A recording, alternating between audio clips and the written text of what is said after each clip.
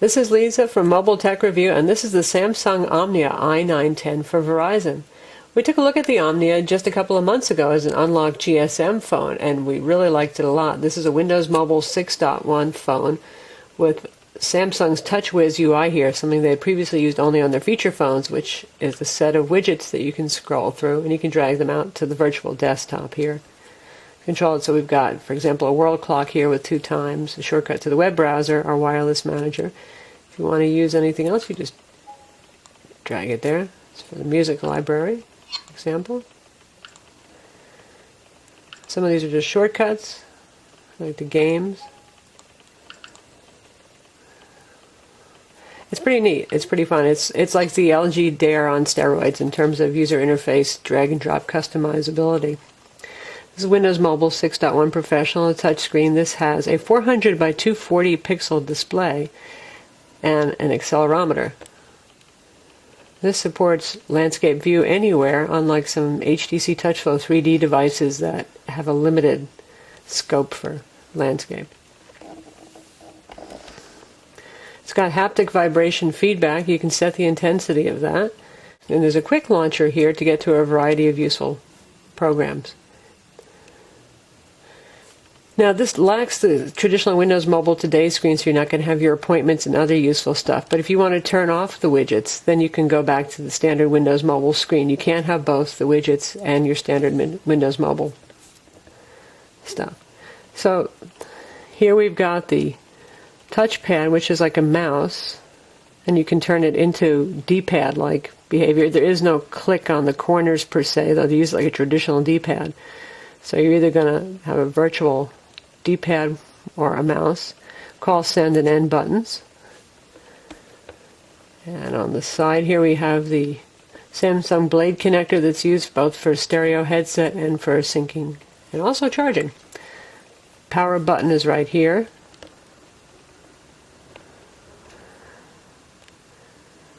And we've got volume controls and a camera button here. The back, it's pretty simple. We've got a 5 megapixel camera with autofocus lens and a fairly powerful LED flash here. This thing takes great pictures. What's also cool about the phone is there's 8 gigs of internal storage in here and an SDHC micro SD card slot. The drawback is that that card slot is right here, and you've got to remove the battery to put a card in or take it out.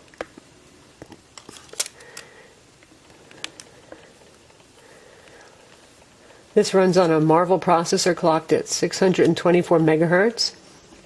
It's got the 8 gigs of storage.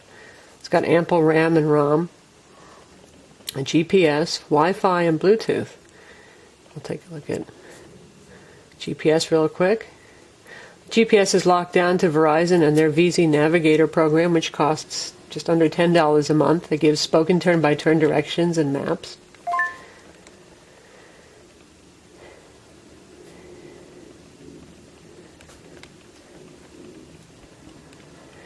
Google Maps won't work on this, unfortunately. We couldn't get any third-party programs to work.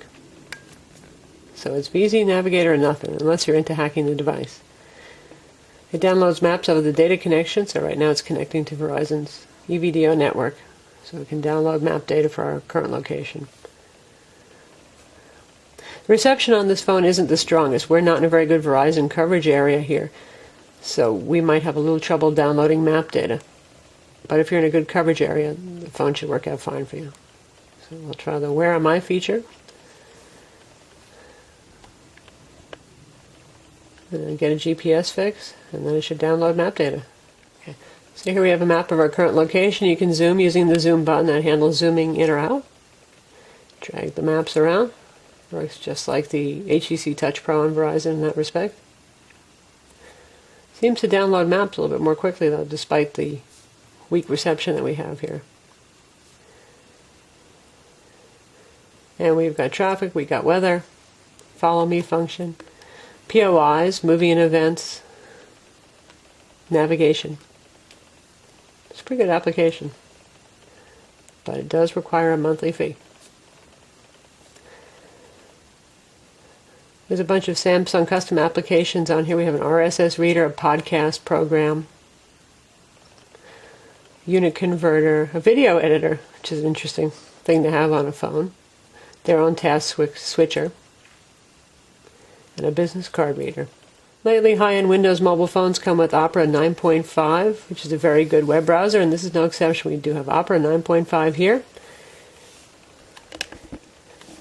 And it's loading the Verizon portal page, but we'll go someplace a little bit more exciting.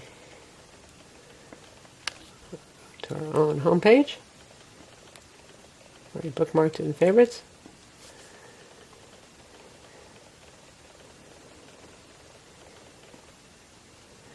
And again, we don't have the best reception here, so if you have stronger reception, the page will load more quickly.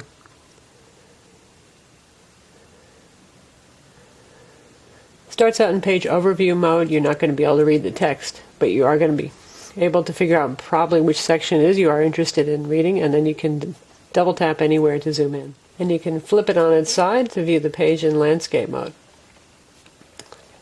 Simply scroll by dragging with your finger. Tap in to zoom into a section. And then you can click on links. Once the page is loaded, the navigation elements go away. You just get a single little quick access here, so you have full page mode automatically. It does a good job with most dynamic HTML, JavaScript. It could even show ads, though no Flash. There's one of our review pages. You can view YouTube mobile on this. So we'll take a look at the YouTube mobile site. This is the mobile phone friendly site. This is not the higher resolution one that you'll see on HTC TouchFlow 3D devices. Though Verizon's own Touch Pro unfortunately doesn't have a YouTube player either. So it's not really ahead of the pack compared to the Omnia. So we'll just pick a video.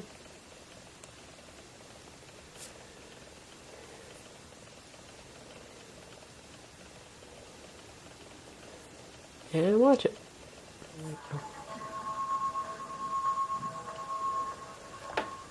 So it's kind of small, you can put it into full screen mode, but it's a little stretched and a little grainy, but it does fill most of the screen at least.